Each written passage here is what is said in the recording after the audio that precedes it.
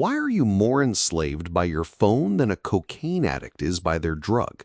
This isn't hyperbole. Shocking studies reveal the average person checks their phone a staggering 96 times a day. That's once every 10 minutes you're awake. Compare that to cocaine users, who typically engage 2 to 3 times daily. Your phone, quite literally, holds more addictive power than hard drugs, yet this critical truth remains largely unaddressed. I stumbled upon this brutal reality myself, horrified to find I'd surrendered 11 hours of a single day to my phone. 11 hours! That's more time than most people spend sleeping. And the most terrifying part? I had no recollection of where that time vanished. Here's the insidious truth they desperately want to keep from you. The attention economy is a colossal multi-billion-dollar industry, now soaring past $700 billion annually.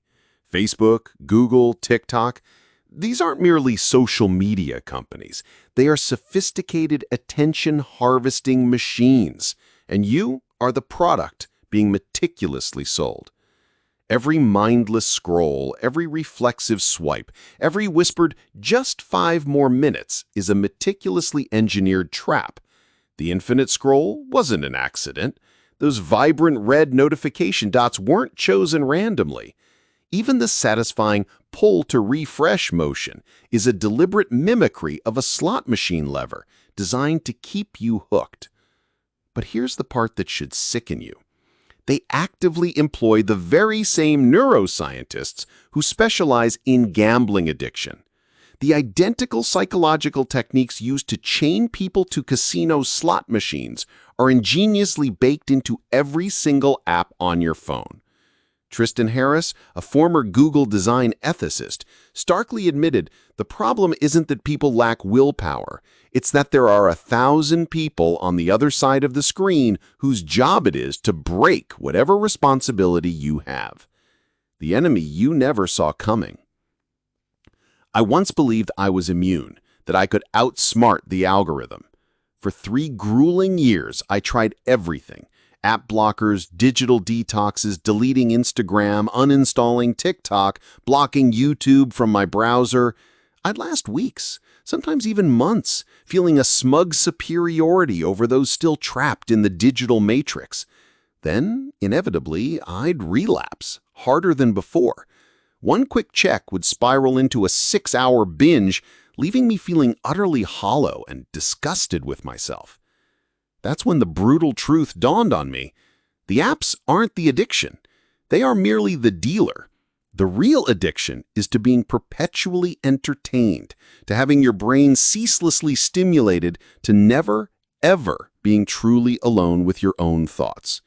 We have inadvertently cultivated a generation utterly incapable of enduring 30 seconds of boredom without instinctively reaching for their phones.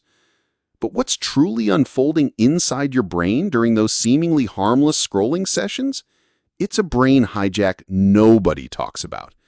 Every fleeting like, every new comment, even just seeing something mildly interesting, triggers a surge of dopamine, the identical neurochemical released during sex, eating, and cocaine use. Here's the sinister twist. Unlike natural dopamine sources, social media delivers what researchers call variable ratio reinforcement. You never know when the next hit is coming. This is the precise mechanism that makes gambling so profoundly addictive. Your brain literally develops a tolerance. The very content that once captivated you for hours now bores you within minutes, compelling you to scroll faster, consume more, and crave ever stronger stimulation. Does that sound familiar? Dr. Anna Lemke from Stanford Medical School chillingly labels it digital heroin. And the withdrawal symptoms? They are undeniably real. Anxiety, depression, a crippling inability to focus, even phantom phone vibrations. Here's where the narrative shifts. Researchers at Stanford conducted a groundbreaking study, tracking 2 distinct groups attempting to curb screen time. Group A employed traditional methods, app limits, sheer willpower, digital detoxes. Group B, however, adopted a radically different approach. They replaced consumption time with creation time. Writing, coding, making music, creating art. After 6 months, Group A achieved an average screen time reduction of a mere 12%. Group B, an astounding 73% reduction. But here's the kicker. Group B wasn't even trying to reduce screen time. They were simply creating more. Why does this work when everything else fails? Your brain inherently craves novelty, challenge, and dopamine. Social media provides all three, but in artificial, fleeting, bite-sized chunks. Creation, however, provides them in sustainable, deeply meaningful doses. When you're scrolling, you're passively receiving dopamine. When you're creating, you're actively earning it. The difference is profound. Earned dopamine is infinitely more satisfying and demonstrably less addictive. Think about it. Have you ever binged Netflix for 8 hours and felt a sense of accomplishment? Now, recall the last time you dedicated 3 hours to working on something you genuinely cared about. Which experience left you feeling better, more fulfilled? But there's an even deeper transformation at play. When you create, you fundamentally shift from being a consumer to being a contributor, from audience to artist, from follower to leader. Here's the uncomfortable truth you need to confront. Most people will never embrace this. Why? Because consuming is effortlessly easier than creating. Being entertained is simpler than being engaged. Following is less demanding than leading. Most people would rather squander 4 hours watching YouTube videos about guitar than dedicate 30 minutes to actually practice guitar. They'd rather watch cooking shows than cook. They'd rather read about fitness than exercise. They'd rather consume endless content about productivity than actually be productive. They'd rather live vicariously through other people's creativity than cultivate their own. I confess I was one of them. The moment I realized I knew more about my favorite YouTuber's daily routine than I did about my own goals, everything changed. Based on extensive study of behavioral psychology and rigorous personal testing, along with observations from dozens of others, here's my undeniable conclusion. Your addiction isn't to your phone, it's to being mentally idle. The only sustainable cure is profound mental engagement through creation. Try this for the next 90 days.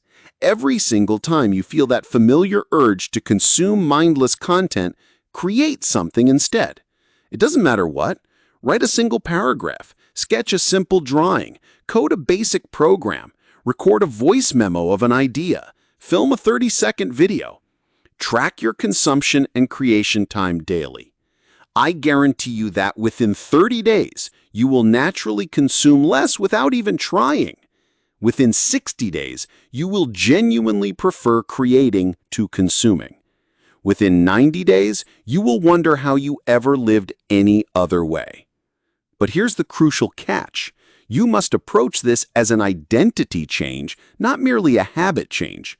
You're not someone trying to use their phone less. You're now someone who creates more than they consume. Because here's the final, controversial truth.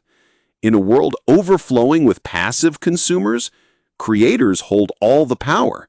They possess the money, the influence, and the profound fulfillment and boundless freedom that consumers desperately chase through endless scrolling. The question isn't whether this will work. The data unequivocally proves it does. The question is whether you'll actually do it, or if you'll simply bookmark this video and revert to scrolling. What's it going to be?